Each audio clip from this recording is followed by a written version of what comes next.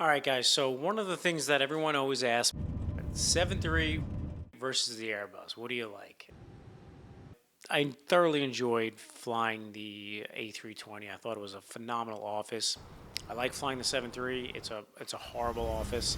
But I'll talk about the cockpit layout, the ergonomics, the FMS, and kind of the automation, how that works. Talk about engine starting, because on the 7.3, starting an engine is you feel like a train conductor. I mean, it's a pretty good metaphor for pretty much everything operationally on the 7.3. Talk about VNAV on the 7.3. It starts down for you, and that's where the positives end. The Airbus does not start down for you, but it does a significantly better job. AutoThrust versus AutoThrottle, that's a really big one. The biggest difference are the protections on the Airbus, and this is really just Airbus philosophy versus Boeing philosophy, but there's bank angle protection, load limit protection, low energy state protection. There's all kinds of protections that the Airbus has in place.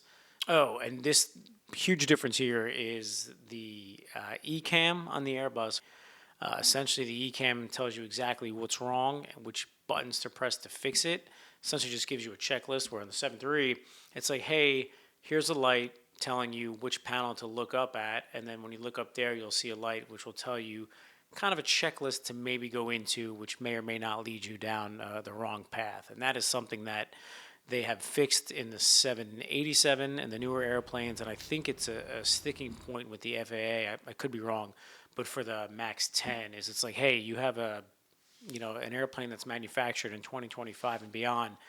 You got to have something better than what you have now. So, and that's one of the things. If you look at a 737-100, I was at the Seattle Museum, the Boeing Museum, and they had a 737-200, and you look up on the overhead panel, and it's exactly the same as an airplane that I flew not more than a month ago that just rolled off the factory floor. All right, so the first thing you'll notice on the Airbus is when you walk in, there's just room. There's so much more room. It is significantly wider than the 7.3. The windows are much, much larger. It's a dark cockpit concept. So what that means is, let's say you're getting ready for takeoff, for everything to be operationally ready to go, all the lights are going to be dark. There it is, the overhead panel on the bus. All the lights and switches up there, they're all on, which means all the lights are off. So here, just taking the one of the fuel pumps off in the right tank. It's lit, it means it's off. Turn it on, light extinguishes. So it's just a very, very clean layout. There's room behind the FO seat for, a large suitcase, and there's room behind the captain and the jump seater. Just a ton of room. 7.3, you walk in and there's no room. The center pedestal is pretty narrow, and then behind the FO seat, there's a circuit breaker panel, so you can't even. I mean, just getting your bag in there is just such a cluster. And I don't mean your suitcase, because your suitcase cannot fit behind the seat. It goes into a little cubby behind the captain's seat, and this airplane was built in the 50s or designed in the 50s. It must have been when people were not only a lot smaller, but they packed a lot lighter, because you can't fit two large roller boards in that. You just can't do it, and you're going to end up tearing your bag anyway. It's mind-blowing how. And then all they had to do was make it like another 6 inches bigger. Anyway, so getting in the airplane, you have to unrecline the seat, move it all the way up, and then when you want to recline the seat, you can't move the seat all the way back. So in order to move the seat back, you have to unrecline it, so you're like this, and then you have to move the seat back. It's just, it's a horrible design.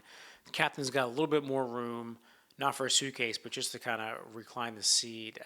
The one good thing I'll say about the 7.3, on the Airbus, you have a light for someone in the lavatory, but you don't need a light, because on the Airbus, you can absolutely smell when someone's going to the bathroom. The 7.3, the forward lab is in the same place, but you can't smell when someone's going to the bathroom. I don't know what it is about the ducting or the ventilation or what, but that is the only nice thing about the 7.3 cockpit. And I talked about the dark cockpit concept of the Airbus, where all of the lights are off. There she is, the beastly overhead panel of the 7.3. Some lights are on, like, for example, the window heat. Some lights are off. For example, the pitot heat, when it's on, the lights are off. It's just kind of, they didn't really take human factors into account when they built this overhead. On the 7.3, some switches are up, some switches are down.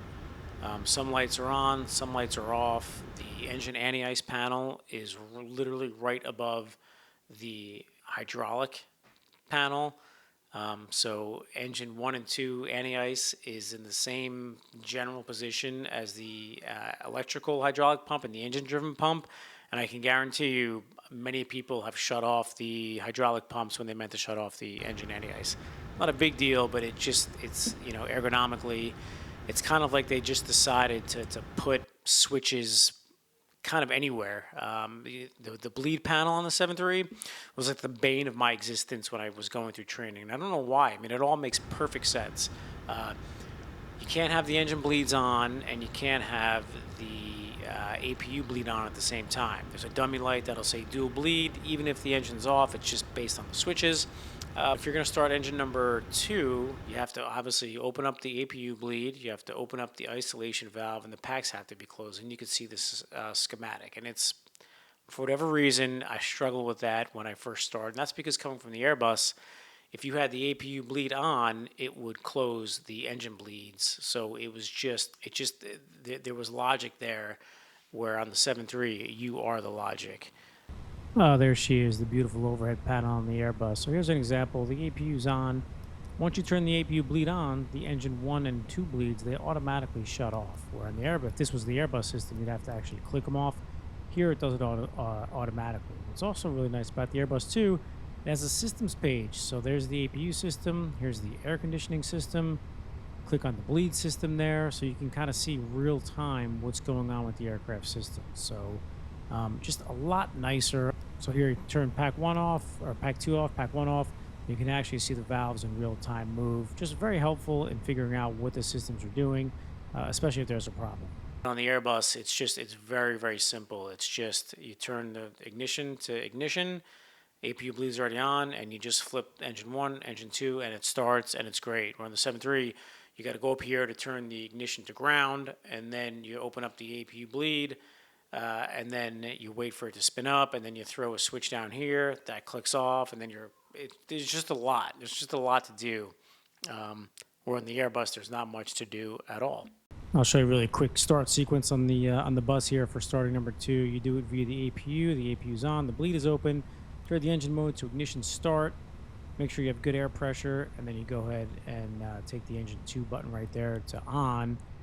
And then that's it. It spools up. It starts. It's great. There's not much to it, unlike the 7.3 where you're doing all kinds of ninja moves with your hands. And also the Airbus has, the FADEC does a much better job of engine hung start, hot start, all those types of start faults. The bus does a better job of protecting the engines versus the 7.3. Might as well show you how to start the old 7.3 engine. Here we're starting the number 2 first. Make sure the packs are off. Again, the Airbus does this automatically. Isolation valve you want open. Turn that to ground. The engine starts to ground. And then go ahead and take a look. And it doesn't have the air pressure from the APU like the bus does, but the N2 will start spooling up. So you'll know right away if you have good air pressure. And you want it to get to around 25%, and then you can add fuel. Now, big difference between the NGs and the Maxes. You see that motoring? That's the engine cooling. Just depends on how hot the engine is. This is a max only thing. Sometimes it motors for 30 seconds. Sometimes it's a minute, minute and a half. So it just kind of depends. And then once it's done motoring and you have 25%, you go ahead and throw that to idle, and it'll fire up. So it's not that big of a deal. I'm kind of making it seem like it's a much bigger deal. It's just a little bit more work than the Airbus. Now, where Airbus does a significantly better job is they have dual cooling. So what that means is when engine number 2 or engine number 1 is motoring, the other opposite engine will motor too, so that when you do go and start that, it's already done its motoring and you could start it. Where on the Max, the Boeing, you can't do that. So each engine needs to motor independently, and it just takes that much longer. And it's kind of a pain in the ass. I don't know why there's not like a dual cooling on the Maxes. Whatever the case, that's just one of the bigger differences on the 7.3 versus the Airbus. And also the Airbus has got more protections for hot and hung starts versus the Boeings. But the Boeing just requires you to be more of a pilot. And here's another thing for this is just kind of an example of Boeing technology, or the 7.3, I should say, versus the Airbus. When you're taxiing out on the Airbus, you put flaps to 1, which will be config 1 plus F because you're taking off, and the ground logic obviously knows that. So you have 1 plus F, so your igniters are going to turn on. I keep saying igniters, I mean continuous ignition. Sorry about that. Automatically, because the airplane says, hey, if your configuration is flaps, config 1 plus F, you're going to take off. So obviously you need continuous ignition, no problem. On the 7.3, you control the ignition. So before you take off, you put the ignition to continuous. Again, not a big deal, but it's one more step that you have to do, and one more potential threat if you mess it up. The same thing goes for engine anti-icing. Before you put the engine anti-icing on the 7.3, you have to put ignition to continuous and then turn on the engine anti-ice. When you turn on the engine anti-ice on the Airbus, it knows that you're going to need ignition, and it turns the igniters on for you. Not a big deal. It's just something else that the Airbus does that the Boeing does not. VNAV. Now, I could probably sit here and talk to you for hours about VNAV, but I'm not going to. I will just say that the VNAV on the 7.3 is way more in-depth and I'll call it complicated than the Airbus. The VNAV on the 7.3, it'll start down for you, but it'll usually always end up being high and will 90% of the time need pilot intervention. And there'll be guys that'll say, well, that's because you don't have it programmed correctly or this or that. And I've flown with guys that have been on the airplane since, they flew the 100s and the 200s, and they'll end up using the spoilers too because the airplane just doesn't do a very good job of it. And it'll randomly level off because the cruise altitude changes in the box. So you have to keep an eye on that. But it starts down for you, which is great. But that's where the greatness ends. On the Airbus, it'll tell you where the top of descent is, and it'll give you a little hockey stick when you should start down. And it'll tell you that you've reached the top of descent, but it won't start down for you. But when you do start down, it will do a much better job of staying on profile, and rarely do you need to use brakes, the speed brakes, unless you have like a significant tailwind. Where on the 7.3, you could have a headwind, and you'll still probably need to use the speed brake. So it just requires more pilot monitoring, and I've noticed that. So that's another big eye opener. And speaking of this kind of, I'll just jump right into the auto thrust and auto throttle. The auto thrust they call it auto thrust in the Airbus. You set it to the climb D10, and then the thrust levers, they do not move until it tells you to retard on the flare, and that's it. And they'll stay on, and the thrust will move back and forth, and you can see it on the EPRS or the N1, whatever, on the engine display, but the thrust levers don't move. That's the big thing. And also, when you want to go toga, it's basically you firewall them, and that's toga. On the 7.3, toga is actually these two little buttons that you have to click. So there's auto throttle clicks off on the side of the throttle, which is much like the Airbus on the side of the thrust levers. You click off the auto throttle, the auto thrust. Same thing with the 7.3, but on the 7.3 it's got these two little click buttons that you got to click twice for a go around. And you'll notice, I notice you take off, you take the runway, you let it spool up, you set it to like 40%. Let it spool up, and then you throw them up there, and then you click there to set the auto throttle, and they'll match what you have set for takeoff. Now, a lot of times what happens, because I'm relatively new on the airplane, you bring it up, you bring the thrust up there, you click it, and if you brought it up to like 85% and it's a reduced power takeoff, say 80%, thrust will go to 86, 87%, whatever you set it to, and then once you engage the auto throttle, it'll actually roll back a little bit. So that's kind of strange. That's a strange sensation. Where in the bus, it's click, click.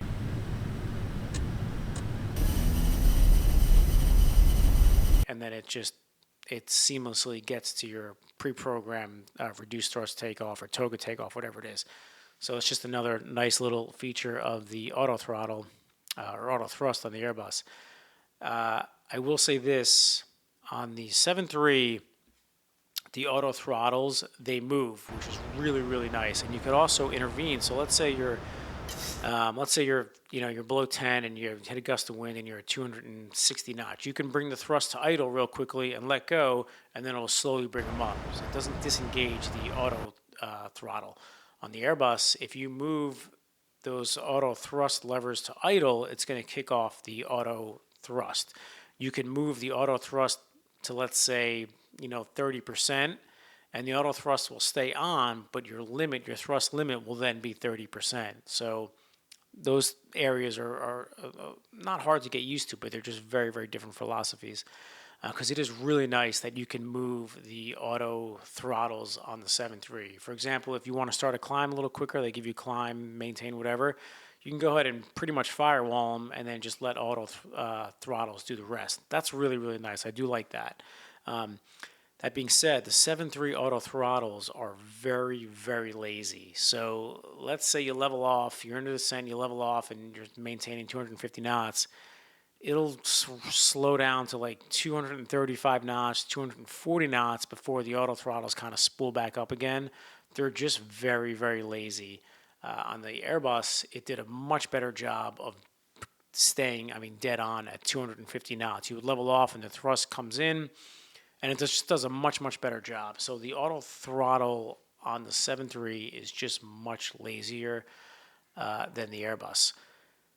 Now, what I will say is, let's say you're flying along, and this isn't so much an auto thrust thing, it's more of an automation thing. But on the 7.3, let's say you're doing 330 knots, and air traffic control says, hey, do me a favor, increase your climb rate or expedite your climb. So you roll it back, you roll the speed back, you open the speed window and roll it back to like 280 knots, let's say. So the aircraft is going to maintain the same thrust, but it's going to pitch up to climb at 280 knots. No big deal. You do that on the Airbus, they tell you to climb and maintain, whatever altitude and expedite. Let's say you're at 320 knots and you're going to climb at 280 knots. So on the Airbus, if you open that window, you do an open climb and you spin it to 280 knots, the airplane is going to aggressively pitch up, and it'll way overshoot, and you'll watch that trend vector and you'll watch that airspeed just blow through that 280 to 270, 260, 250, and it does it really quickly. All right, I kind of got carried away. It doesn't always do it. It depends on how heavy the airplane is, if it's a 319, a 321, your altitude, all that stuff. But it did occasionally do it, and it definitely did it way more than anything I've seen on the 7.3. So here's an example. We spun open the window to 270 knots, and it pitches up for it. And it's just a little too aggressive, and it'll overshoot it, and occasionally you have to just really quickly speed back up so it lowers the nose, or you just click off the autopilot and just do it yourself. Not a big deal, but again, it is kind of a big difference because the 7.3, from what I've seen, has not done that yet. And there has been numerous times where I've had to intervene and click off the autopilot and unload the wing and push forward. The 7.3, from what I've noticed, does not do that. It does a much better, and that's probably, again, because maybe it's lazy, but it does a much better job of controlling its speed if you do something like that, where the Airbus, it doesn't. If you roll that speed up, if you roll that speed all the way back, it will aggressively pitch for it, and you will run out of energy quickly on the Airbus. So that's something that I did notice. So another thing with the auto thrust on the Airbus is it's got protections. As long as the auto thrust is active, you can click off the auto thrust, but as long as the system itself is active, if the airplane finds itself in a low energy state where it's going to essentially stall, it will go to toga all by itself. Forgot to add this, but one other protection that the Airbus has is if you go toga and the spoilers are out, or basically you increase the thrust lever angle to a certain degree, the spoilers will auto retract. On the 7.3, they will not automatically retract. Remember, that was kind of a big deal in that Cali crash for American on the 7.5 years ago. If the spoiler had been retracted, they would have been able to outclimb that mountain. Just wanted to mention that because I forgot to mention that. This function of the auto thrust system is called alpha floor, and when you get into it, you'll know because you'll see a floor in on the upper left PFD panel. It should come on here in a second. See where it says speed? There you go. It goes to alpha floor, and that's when no matter where your actual thrust levers are, it'll spool all the way up to toga. Even if the thrust levers are at idle, it'll spool all the way up and go to toga. The 7.3 will not do that. You will get a warning and you will get a stick shaker, but it is up to you, the pilot, to go ahead and throw those throttles to firewall them. The Airbus will do it for you. The 7.3 will not. Another thing that the Airbus does, which is kind of nice, is it has a lowest selectable speed. So you can roll the speed all the way back to 120 knots, and the airplane will not go any slower than whatever VLS is, lowest selectable. Or here's an example. Here, the VLS looks like 200 and, I don't know, 35, 238 knots, something like that. And we have 100, or we have 200 selected, 202 selected. So the airplane's not going to go any slower than the top of that orange band there, and it'll increase thrust to maintain that. Whether it's 210 knots clean, 180 knots, whatever it is. 7.3, it'll do whatever you tell it to.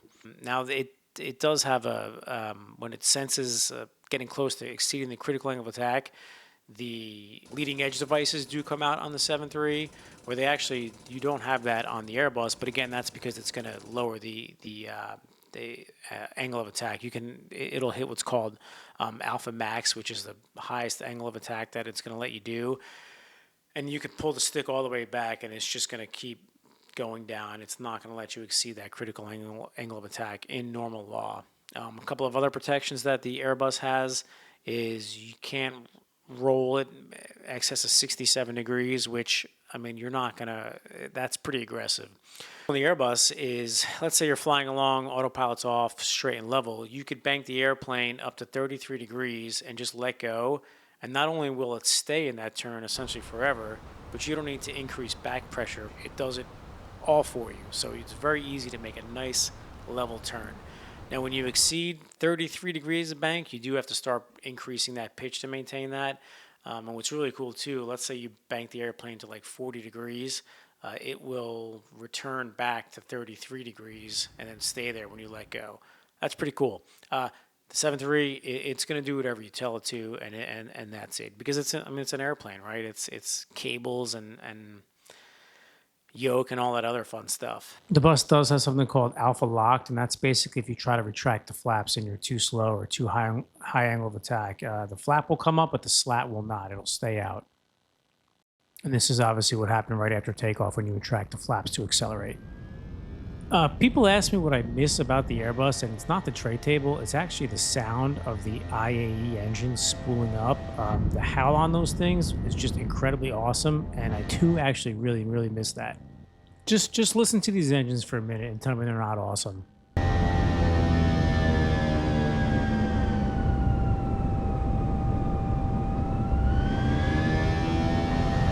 Also, the Airbus doesn't let you exceed MMO or VMO, so it'll actually pitch up on you. You could force it down. It's only going to let you go, I think it's negative 15 degrees pitch down, and I want to say 30 degrees pitch up. I feel like I dumped everything Airbus when I came to the 7.3.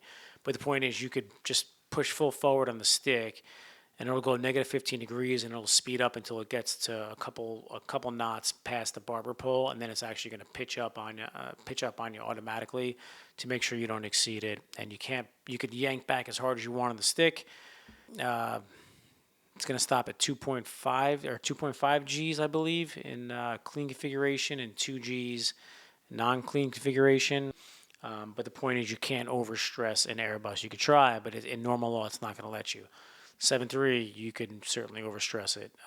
So I talked about the ECAM a little bit. All right, here's an ECAM demo. You get a fault, master caution, take a look at the ECAM. It's electric DC bus 1 fault, blower extract fan. It tells you to go to override, so you press that.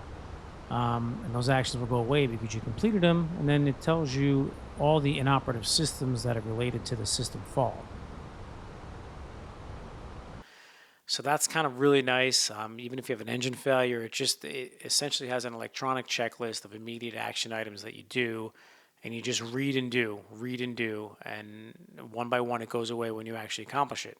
Super great, super easy. 7.3 is not like that at all.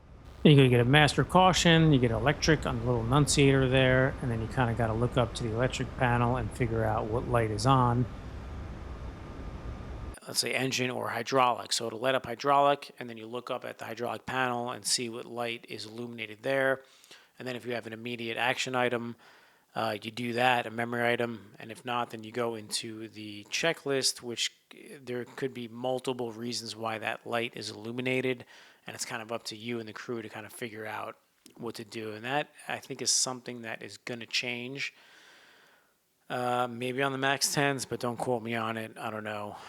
That's if the thing even ever gets certified. So we'll see. But it kind of just goes back to you have to know a little bit more about your airplane on the 7.3 versus the Airbus, and you should be very proficient on both. But you can get away with knowing very little about the Airbus, and you probably cannot get away with knowing very little about the 7.3, which is kind of nice because it's like, hey, you're a pilot, you should be able to do pilot stuff, you should be familiar with your airplane, you should know your airplane.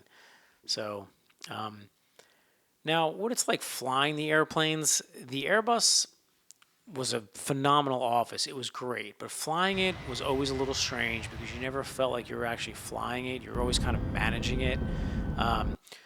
Like I said, you would bank the airplane and you wouldn't pull up, so it was just kind of very unnatural because it trimmed for you. It was very strange. You always felt like you were kind of nudging it. You would kind of just push forward or just push the stick a little bit to the left. You were just kind of nudging it a little bit. Very strange sensation. There's no feedback. The airplane could be heavy, the airplane could be light, and it's going to fly. The controls are pretty much going to feel exactly the same way. Which I will say that is a positive because when you do flaps full, I used to always land flaps full on the Airbus. It flew very similar to flaps 3. Obviously, the landing was a little flatter, but the airplane flew the same if you're doing a circling approach. On the 7.3, flaps 40 it's a lot more unstable, and it just does not fly nice at all. And a lot of times we'll do flaps 30 landing, which is kind of the norm unless it's a short runway. But that's always odd to me because it's like you should always land with the maximum amount of flaps to kind of come in with the slowest possible approach speed, especially on the 7.3, which I'll get into in a minute. But what's nice about the 7.3 is it's an airplane. I mean, you got pitch and power, and you're going to have to use trim. And when the first couple flights I had off of OE, captains are like, dude, what are you doing? Like, you are struggling with the airplane. Like, use the trim. You're not using any trim. It was just something I didn't get used to because I was on the Airbus for almost 12 years where it trimmed for you. So that was kind of a challenge for me, but I can confidently say that I do use the trim quite often now. You almost fly the airplane with the trim more than anything. But I will say this, the 7.3 Maxes, the 700s are kind of fun. They're kind of like 319s, but the Maxes, the Max8s and Max9s, are by far the nicest flying airliners I've flown. I've only flown a Saab, which is a turboprop, the ERJ, the Airbus, and the 7.3. But the 7.3 Maxes, I mean, they are really, really nice flying airplanes. They're a lot of fun to fly. I thoroughly, even now, been doing this for 20-something years, I really like flying the 7.3. It's a lot of fun, very stable airplane. The trim wheel constantly zips. And I don't know, it's like those ASMR videos of people wrinkling paper or like wrappers. When that thing is zipping along, it's just like a very comforting, soothing sound for me. And it is constantly zipping.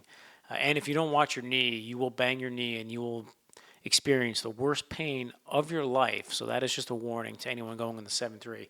And you'll also, if you wear your watch in your left hand and you're an FO, you will destroy your watch because there's just no room. The Airbus has electromagnetic, or the Airbus has electric seating adjustments. The 7.3 is not. It's all manual, and you will destroy your watch. But it's a really nice flying airplane, with the exception of flaps 40, or when you're coming in to land. The 7.3 sits a lot lower than the Airbus, and thanks to Southwest, they just kept extending the airplane. So what happens is, if you were to get a normal speed where the airplane is ready to actually land, you would end up having a tail strike on the 7.3. So what do? They artificially add 10, 15 knots, whatever it is, to have a little bit flatter of approach, which isn't a big deal, with the exception that you're now coming in at 150, 160 knots in some cases. So again, the Airbuses were a little easier to land because it was all fly-by-wire. There was no feedback on if the airplane was heavy, like nose heavy, it really wouldn't matter. On the 7.3, that stuff matters, and you're just coming in a lot faster, so it's a different sight picture, and you really got to watch out for the tail on these airplanes versus the 19s, 20s, 21s, because they just sit higher than the 7.3s. That is a ton of energy to have to get rid of and dissipate. Versus the Airbus, you come in 130 knots, 140 knots if you're heavy. Now, the brakes on the 7.3 are pretty good-ish, but the big difference there are the brakes do not have brake temperatures, where on the Airbus you have brake temperatures and they were always getting hot. This is what it would look like with hot brakes. You get an ECAM, brakes hot. There's the actual temperatures. That thicker bar there is the hottest brake. There's the brakes. The brake fan. Not all Airbuses have brake fans. At Spirit, we didn't have many of them. That's what it looks like. It's that hubcap with that little fence there. I am sure the 7.3 brakes get incredibly hot, but there's no limitation on not being able to take off if they're in excess of 300 degrees because you have no idea what the temperature is. So that's kind of nice, right? I do wonder what the temperatures are, especially when you're coming in a heavy 900 and you're landing at 150 knots, 160 knots. I mean, that is a ton of energy to have to bleed off versus the Airbus. So now what the Airbus does have, which is I thought was really, really cool, was a mode called Ground Speed Mini. So if you're coming in on the 7.3 and it's really windy, so you already have an artificially high approach speed, and you're going to tack on another 15 knots to that. So what the Airbus does, it has Ground Speed Mini, which you could talk about Ground Speed Mini for a long time to really get into the nuts and bolts of it. But essentially think of it as an automatic system that makes sure the airplane does not get below a predetermined speed. If you lose that, let's say, 20 mile an hour headwind, the airplane's not going to fall out of the sky. And as you come in, the closer you get to the runway, it kind of reduces itself to ultimately where you're over the runway, that Ground Speed Mini is completely gone, and you're at your original target speed. So it's a really nice feature to have, and you'll be able to tell when the wind's kicking because you go to manage speed on the approach in the Airbus, and you'll see that the target's up to like 150 knots, 160 knots. And in some cases, you would have to go back to selected airspeed because you won't be able to get flaps full or even flaps 3 in because you'll exceed the speed limit. So you have to go back to selected speed and kind of take a guess of where it should be, get the flaps in, and then as you get lower, then you go back to manage speed. So just something to be aware of for anyone wondering about how that works on the Airbus. So I'll take you through a landing sequence here on the Airbus. This is coming into Atlantic City, which we always got a ton of wind there, but usually you're like flaps 2, speed selected 180, and then when you're getting ready for the approach, you go gear down, flaps 3, and then usually that's when you go to manage speed. So you push that little knob right there, and it goes to manage speed. Now, if there's a lot of wind out there, it goes to Ground Speed Mini, you'll see it shot up, and it'll go to like 150 knots, 160 knots initially, whatever it is.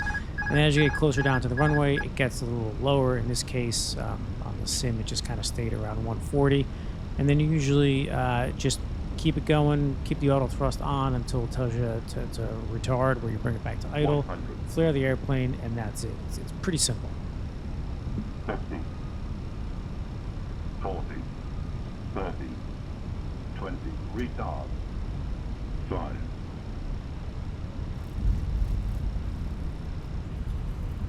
Now, as far as energy management goes, like you're coming in for the approach and it's time to slow and get the flaps in, they actually both are very, very similar. I feel like I could, slow a 320 down the same way I would slow a 7.3 down. One is not any better than the other. I do find that the 7.3 has an easier time getting up to altitude, and I feel like it does a better job in turbulence. I think it just has a better wing. I just feel like the airplane does a much better job of getting to altitude. I think I've been to 40 a couple times, and I've been to 41 once. Now, the Airbus doesn't go that high. The max altitude on the Airbus is 390. Now, to me, the perfect airplane would be an Airbus on the ground, and then when you're getting ready for takeoff, it magically switches to a 7.3, and then when you get to 1,000 feet, it switches back to an Airbus because it is just a much quieter, way more comfortable, much easier airplane to fly long flights with. But the 7.3 is just way more fun. Think of the 7.3 as like a tail dragger, and think of the Airbus as like a Cirrus, right? It's got a lot of fancy protections. It doesn't have a parachute, but it's just a lot more comfortable. It's just a much nicer airplane if you're going to fly from Newark to Seattle.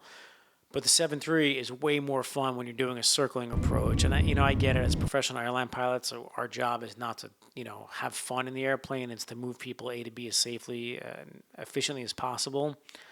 So, again, the Airbus, I'm probably going to pick it for a long crawl. I mean, not probably, hands down, the Airbus is a superior airplane when it comes to comfort and just quietness and doing a transcon. That being said, if you're like, hey, go rip around the pattern in an airplane, you want the bus or you want the 7.3, I'm going to choose the 7.3 every time because it's way more fun.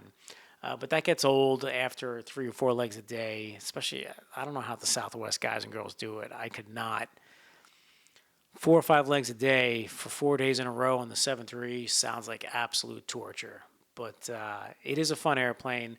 I do like it. I know that there are a bunch of guys and girls in Newark that are based on the Airbus that don't want to come over to 7.3 because they don't want to fly the 7.3, but the seniority progression is significantly better on the 7.3. So that's fine.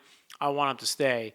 And I do think the bus is a much better airplane, but not in a million years would I stay on the Airbus for a worse quality of life. It's not that superior to the 7.3 at all. And the 7.3 is kind of fun, keeps you much sharper.